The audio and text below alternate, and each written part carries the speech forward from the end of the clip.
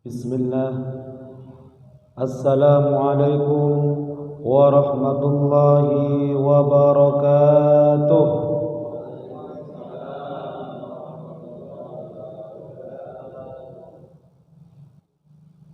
Hamdan wa syukran lillah, salatan wa salaman ala rasulillah,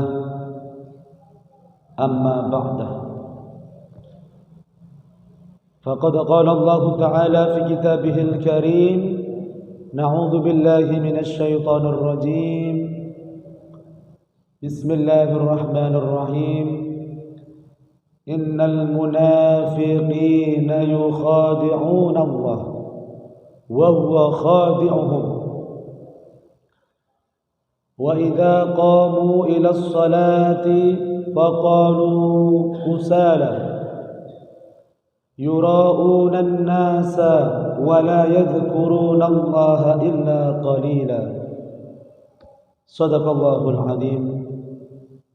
Jamaah salat subuh, Bapak dan Ibu yang dimuliakan Allah Subhanahu wa taala, wabil khusus yang kami muliakan, yang serta kami ta'zimi, Imam Masjid Darul Muttaqin serta jamaah Bapak dan Ibu, pengurus masjid serta jajarannya, dan jamaah saudara-saudara semuanya, Bapak dan Ibu yang dimuliakan Allah Subhanahu wa taala.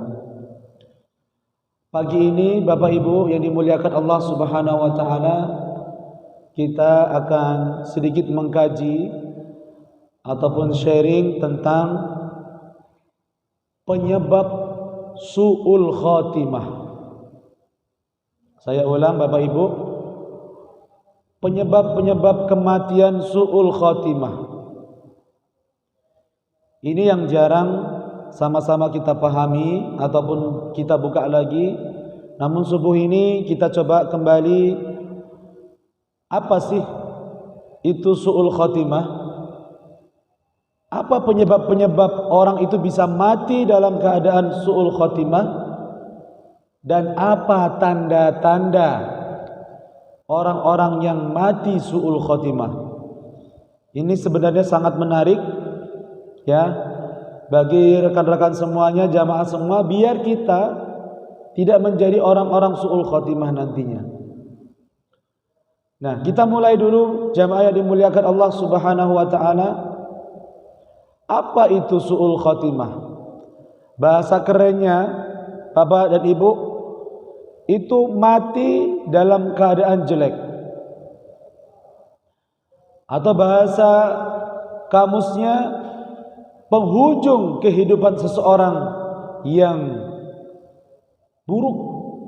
Bisa dikatakan seperti itu.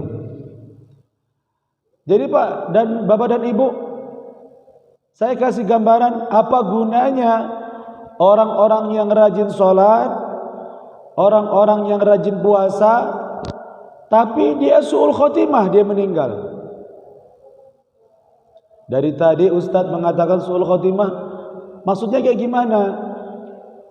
Orang itu kalau sudah mati su'ul khotimah, Bapak dan Ibu, dia seterusnya jelek Pak. Padahal nampaknya dia alim, nampaknya dia ustadz, kiai, abuya, ulama terkenal, tapi matinya su'ul khatimah. Ini bisa dikatakan perjalanan akan disibukkan terus menerus Pak, karena di ujung atau di akhir hidupnya itu dia ternyata tergolong orang-orang yang jelek, karena ditandai dengan ini. Orang-orang itu matinya na'udzubillahi min dzalik. Ya Pak Ibu. Atau bahasa ulama mendefinisikan su'ul khatimah itu orang-orang ini dibagi menjadi dua. Orang-orang yang masih kufur atas nikmat Allah yang telah Allah berikan itu dalam kehidupannya, masih Pak, masih memikirin dunia. Ada orang yang udah tua, udah fisiknya udah, mohon maaf bahasa kali, udah mau mati Pak, masih sibuk mengikirin dunia. Tak kala nyawanya itu dicabut oleh Allah, masih memikirin dunia. Nanti saya akan bahas di ujungnya. Ini termasuk orang yang memiliki tanda-tanda su'ul khotimah, Pak. Udah tua, tangannya enggak megang tasbih, malah ke tempat hiburan-hiburan malam. Naudzubillahi min dzalik.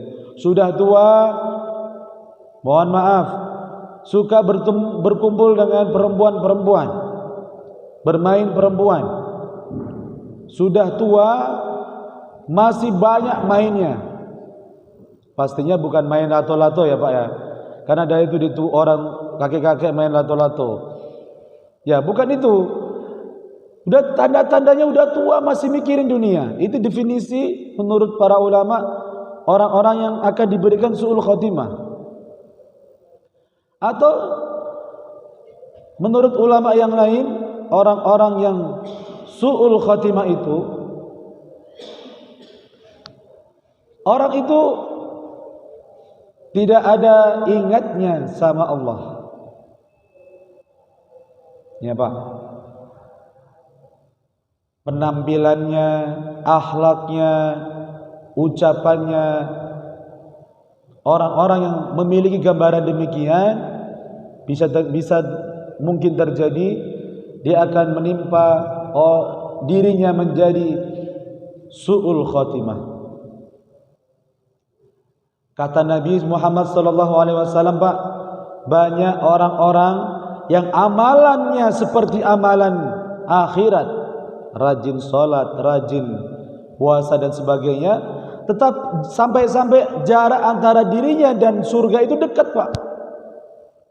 Sepertinya udah orang alim betul, tetapi dalam kehidupannya ketika itu dia meninggal dalam keadaan su'ul khotimah, maka dia akan masuk ke dalam neraka. Itu kata Nabi Muhammad SAW.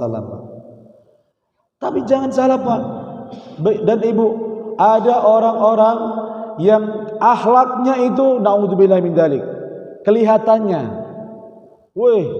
nakalnya naudzubillah, tapi karena ujungnya dia itu baik, tobat, Masya Allah Pak, di akhir hidupnya mengucapkan la ilaha illallah.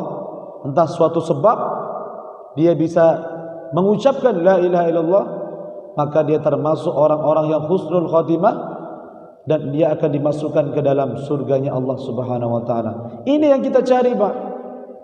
Kalau selama ini kan ilmu kita innamal a'malu binniyah, segala sesuatu itu kita mulai dengan niat. Tapi kita juga tidak boleh pungkiri segala sesuatu itu diakhiri dengan baik. Gak cukup di awal baik, diakhiri dengan baik. Contoh kecil Pak, kita sholat ini baik, tiba-tiba setelah sholat kita berbuat kejahatan di tengah jalan, pas pula ajal kita meninggal. Na'udzubillahi min dzalik. Bisa jadi kita termasuk orang-orang yang su'ul khotimah Pak.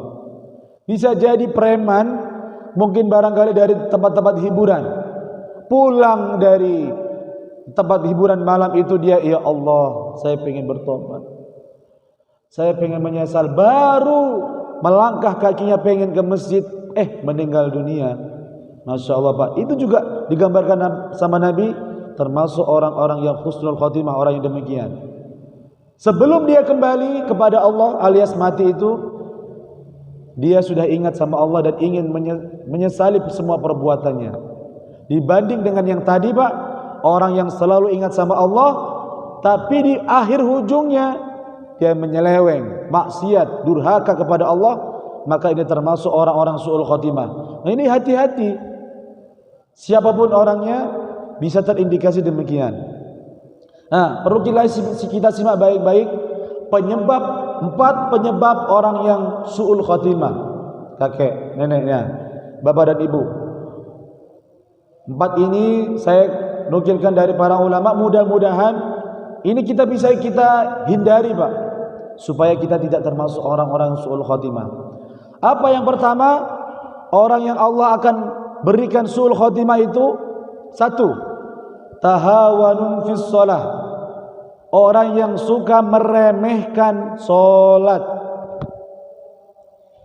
Saya ulang sekali lagi Pak, orang-orang yang suka meremehkan sholat dalam hidupnya, sampai dia mau mati pun masih meremehkan sholat, maka ini termasuk orang-orang yang su'ul khotimah. Na'udzubillahi min dzalik Pak. Bagaimana itu mungkin terjadi? Bisa karena dia termasuk orang-orang yang bermuka dua.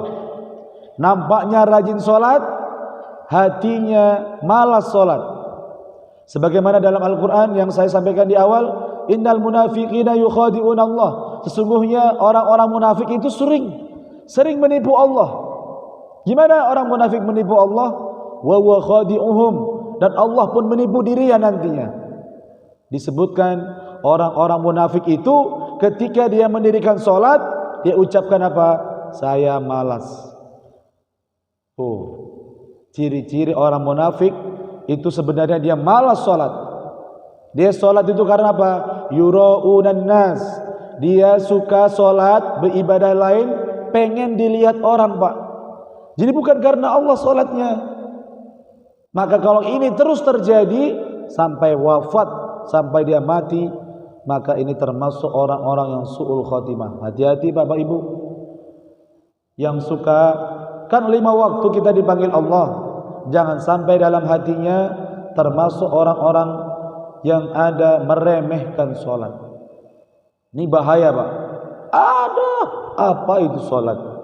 Gak bikin kita kaya pun. Apa itu sholat?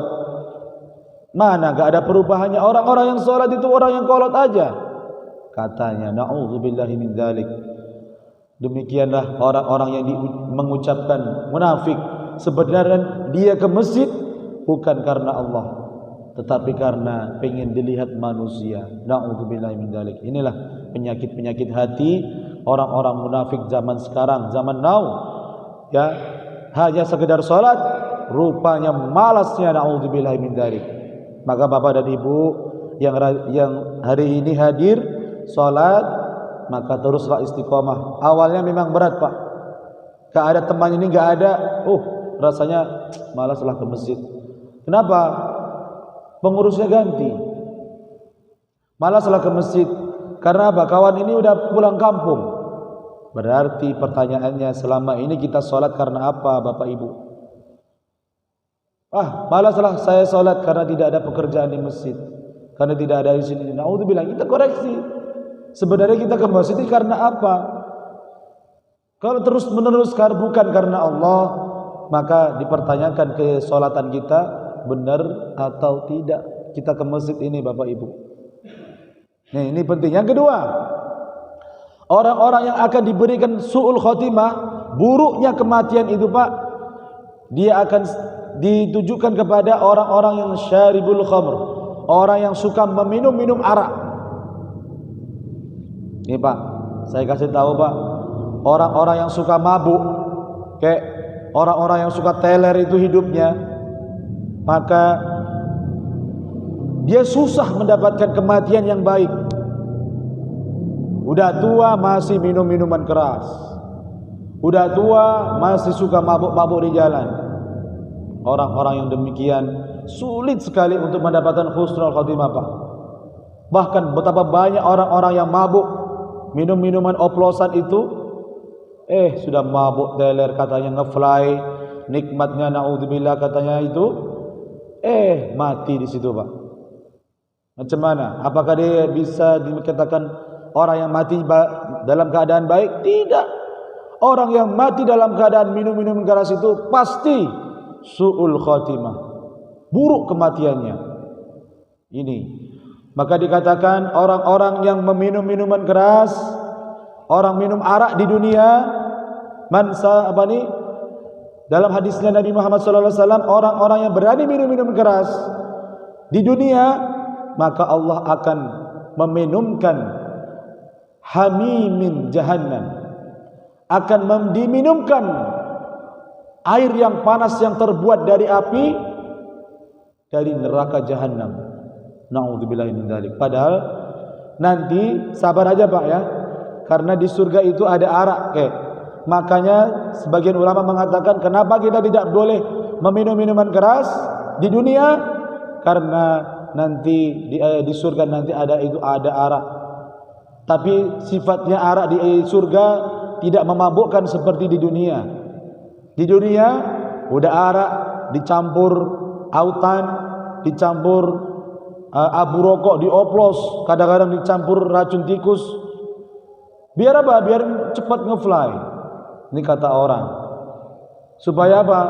Cepat mabuknya, katanya bisa menghilangkan beban. Na'udzubillahi min dzalik. Dan orang-orang demikian pasti sebelum dia tobat, kok dia sudah mati dalam keadaan su'ul khotimah. Orang-orang meminum minuman keras. Oke.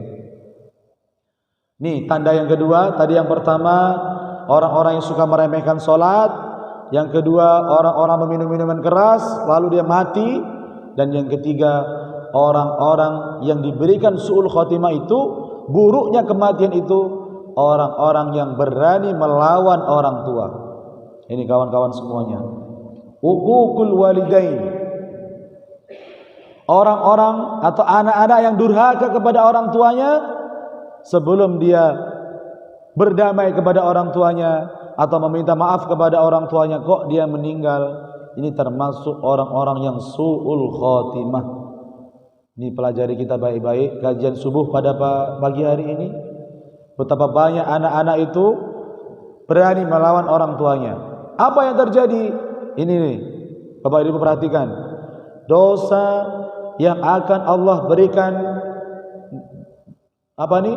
di dunia, bukan nunggu ke akhirat nanti, itu adalah dosa berani melawan orang tua.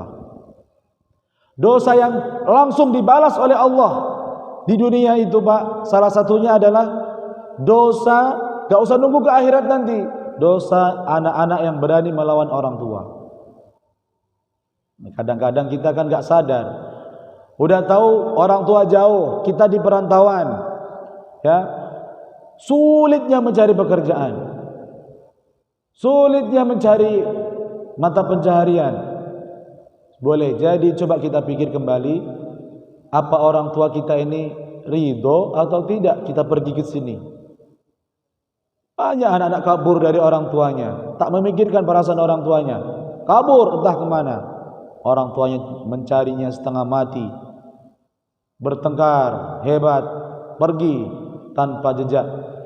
Ini termasuk orang-orang yang berani melawan orang tua.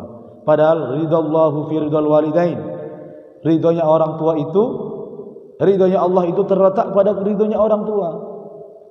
Cemana kalau orang tua Allah itu bisa ridho kalau orang tua kita dongkol sama kita? Ini pelajaran penting bagi kita semuanya. Kita ini kan anak dari orang tua kita. Memang kita ini tak selamanya punya anak, tapi kita kan anak dari orang tua kita. Maka jangan sampai berani-beraninya kita melawan orang tua. Kenapa akibatnya? Nanti di akhirat disiksa, di dunia Allah langsung balas. Jadi ada kisah, Pak. Ada orang tua itu ditampar sama anaknya. Na'udzubillah min dzalik. Ada orang tua ditampar sama anaknya. Kejamnya na'udzubillah, katanya, "Kamu durhaka." Kata istrinya bilang, "Coba cek dulu kamu dulu kayak gimana waktu kecil." "Oh iya, dulu saya pernah juga menampar orang tua saya." Itulah dibalas langsung sama anakmu. Balas kamu ditampar sama anakmu. Orang-orang yang belum bertaubat, belum meminta maaf kepada kedua orang tuanya, belum berdamai, kok dia sudah meninggal dunia, ini tanda-tanda dia akan diberikan su'ul khotimah oleh Allah Subhanahu wa taala. Dan yang keempat yang membuat kita semuanya, membuat seseorang itu su'ul khotimah adalah dia dalam hidupnya adzal muslimin, menyakiti orang-orang Islam.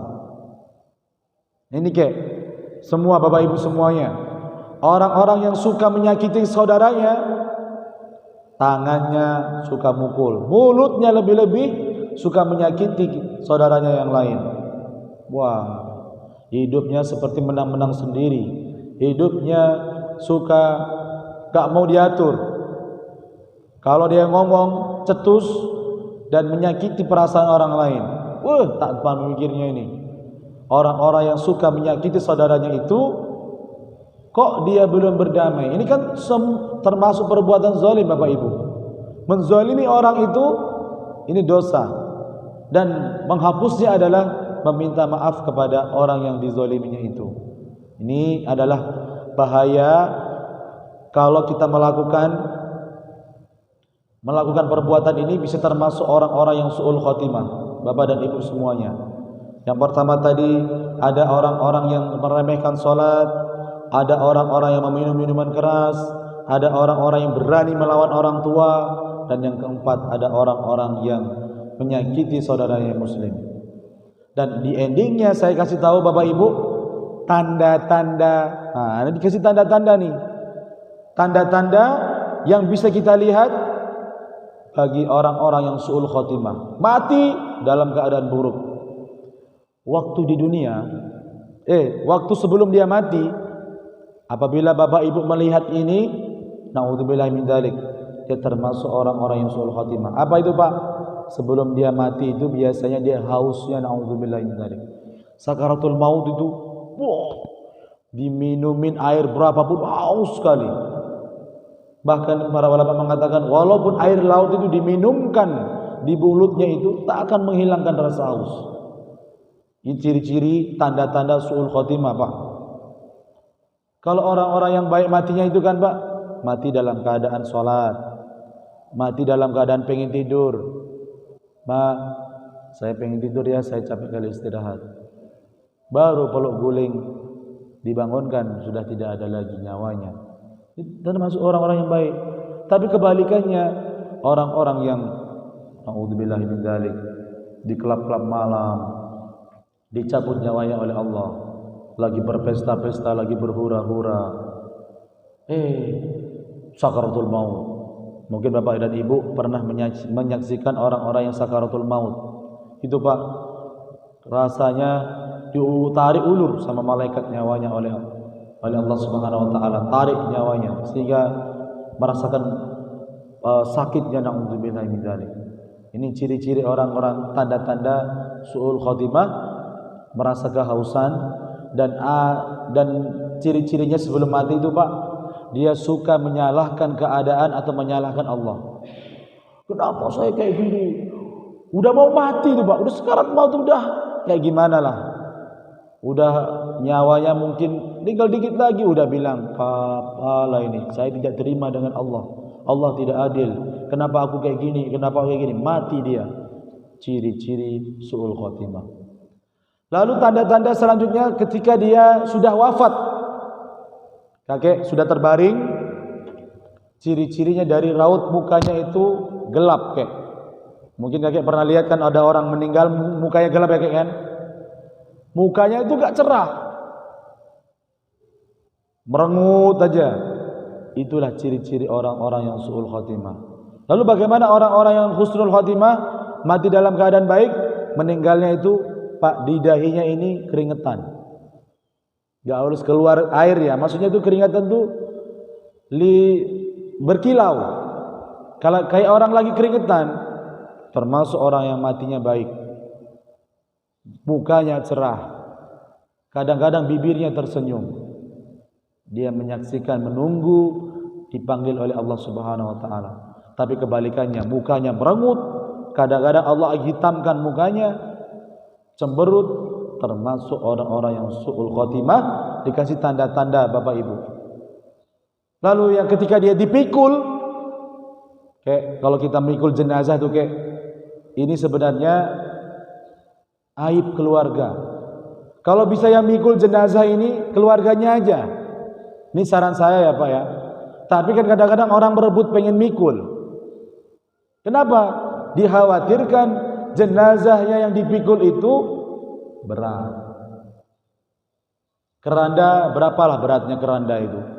Tapi ketika ada orang satu biji baring di situ, diangkatnya, Allahu Akbar, berat sekali. Nanti diomong-omongin sama orang, tadi saya mikul jenazah itu berat sekali. Gak boleh ini cerita. Ini aib keluarga, Pak. Kalau bapak dan ibu pernah merasakan memikul jenazah dalam keadaan berat yang di luar dari kebiasaan, ini ciri-ciri orang-orang yang su'ul khotimah, Pak. Kayak matinya buruk. Orang-orang yang meninggalnya baik itu bapak ibu seperti gak ada isinya. Ya bukan gitu maksudnya ya. Maksudnya itu ringan, mudah dibawa ke tempat pemakaman itu mudah. Gak ada orang yang merasa berat, gak ada orang yang merasa gimana, ringan dipikulnya. Ini termasuk orang-orang yang baik matinya, bapak ibu yang dimuliakan Allah Subhanahu wa taala. Sampai di liang lahat kadang-kadang pun Allah kasih tanda orang-orang yang su'ul khotimah itu, orang-orang matinya buruk itu. Kadang-kadang ada airnya. Kadang-kadang sulit mencari gali, ya kayak ya. Gali itu sulit. Kadang-kadang ada ularnya. Kadang-kadang gak jadi di sini, pindah lagi. Na'udzubillah, sulit mencari tempat-tempat. Disulitkan sama Allah penguburannya. Nah, ini termasuk yang saya ambil dari keterangan para ulama, orang-orang yang matinya buruk. Kebiasaannya ada 4, tanda-tandanya sudah dikasih tahu sama Allah lewat para nabi dan para ulama. Orang-orang yang memiliki mati dalam keadaan su'ul khotimah, efeknya perjalanan selanjutnya setelah dia mati, dia akan terus-menerus mendapatkan keburukan. Berbeda dengan orang-orang yang mati dalam keadaan baik, setelah dia mati perjalanan hidup akan indah, Pak. Semakin indah sampai nanti di hari kiamat dia akan masuk ke dalam surga. Amin amin ya rabbal alamin. Mudah-mudahan kita semuanya sebagaimana doa yang kita sampaikan setiap kita salat, Allahumma inni a'udzubika min syarri wa su'il khotimah. Ya Allah, saya berlindung kepadamu dari buruknya kematian. Wa nas'aluka ya Allah, dan saya minta kepadamu ya Allah bi husnil khotimah, mati dalam keadaan baik. Ini penting kayak ya, amalan kita kalau bisa kita tutup dengan baik. Artinya kalau kita sudah hidup lama-lama di dunia ini, semakin kita tua, semakin kita dekat dengan Allah, memegang tasbih, semakin rajin beribadah, sudah kita persiapkan bertemu dengan Allah. Ini akan termasuk indah, ya, akan indah perjalanan hidup kita nanti. Ini yang bisa kami sampaikan, mudah-mudahan bermanfaat ya bagi saya pribadi dan kepada seluruh jamaah Bapak Ibu. Mudah-mudahan kita semua sekali lagi mendapatkan husnul khotimah. Amin ya rabbal alamin. Kita akhiri dengan majelis ini dengan membaca doa kafaratul majlis. Subhanakallahumma wa bihamdika asyhadu an la ilaha illa anta astaghfiruka wa atubu ilaik. Wassalamualaikum warahmatullahi wabarakatuh.